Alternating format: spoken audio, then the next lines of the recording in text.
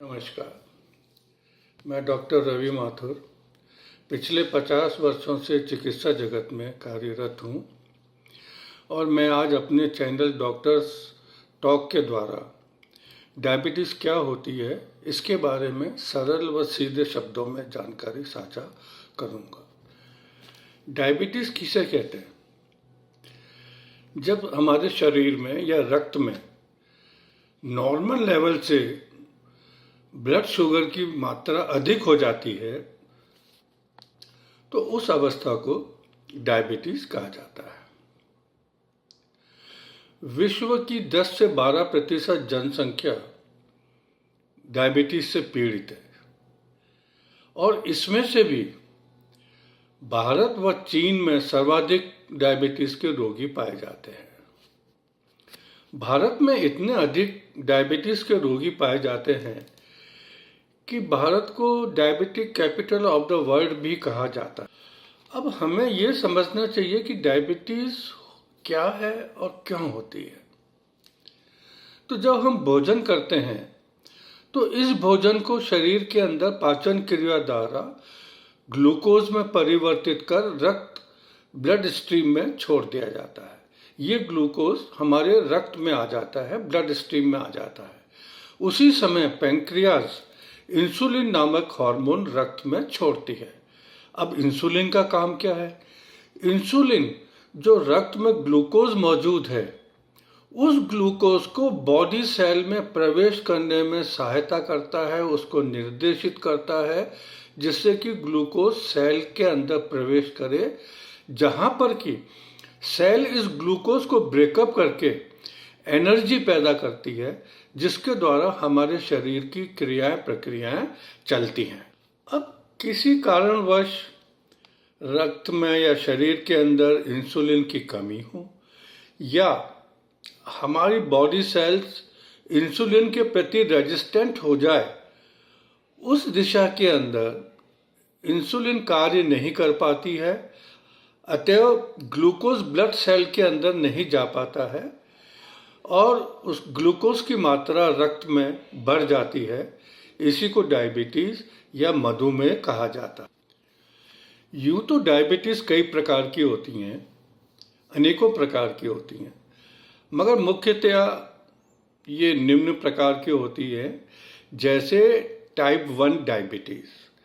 Type 1 diabetes के अंदर क्या होता है कि हमारे शरीर का स्वयं के ऑटो इम्यून सिस्टम हमारे ही शरीर की पैंक्रियाज में मौजूद वो सेल्स जो इंसुलिन बनाते हैं उनको नष्ट कर देती हैं।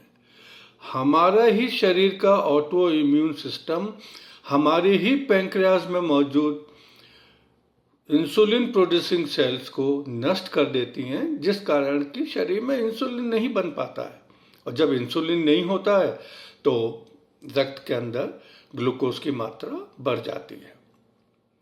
दूसरी तरह की होती है टाइप 2 डायबिटीज। टाइप 2 डायबिटीज जब शरीर के अंदर इंसुलिन की मात्रा कम हो जाती है या किसी कारणवश हमारे बॉडी सेल्स इंसुलिन के प्रति रेजिस्टेंट हो जाते हैं, इस कारणवश ग्लूकोज सेल में प्रवेश नहीं कर पाता है और रक्त के अंदर ग्लूकोज की मात्रा अधिक हो जाती है एवं रक्त के अंदर या शरीर में डायबिटीज अथवा मधुमेह की बीमारी पैदा होती है। एक अन्य प्रकार की डायबिटीज गैस्ट्रेशनल डायबिटीज होती है जो कि महिलाओं में पाई जाती है। गर्भावस्था के दौरान शरीर के अंदर, महिलाओं के शरीर के अंदर हार्मोनल चेंजेस होते हैं जिस कारणवश इंसुलिन का बनना कम हो जाता है और रक्त में या ब्लड के अंदर ग्लूकोज की मात्रा अधिक हो जाती है और डायबिटीज़ पैदा होती है। लेकिन गर्भावस्था समाप्त होने के पश्चात हमारा ब्लड शुगर नॉर्मल हो जाता है। अब अगला प्रश्न यह है कि नॉर्मल ब्लड शुगर लेवल क्या होता है? तो ब्लड शुगर लेवल 2 प्रकार से नापा जाता है।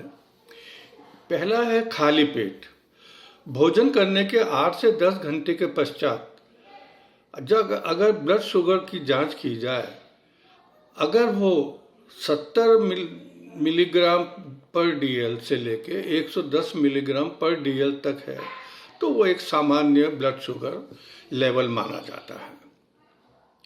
दूसरा तरीका यह है कि भोजन करने के 2 घंटे पश्चात अर्थात पोस्टप्रेंडियल अगर ब्लड शुगर की जांच की जाए तो वो लगभग 140-150 मिलीग्राम पर डीएल से कम होना चाहिए।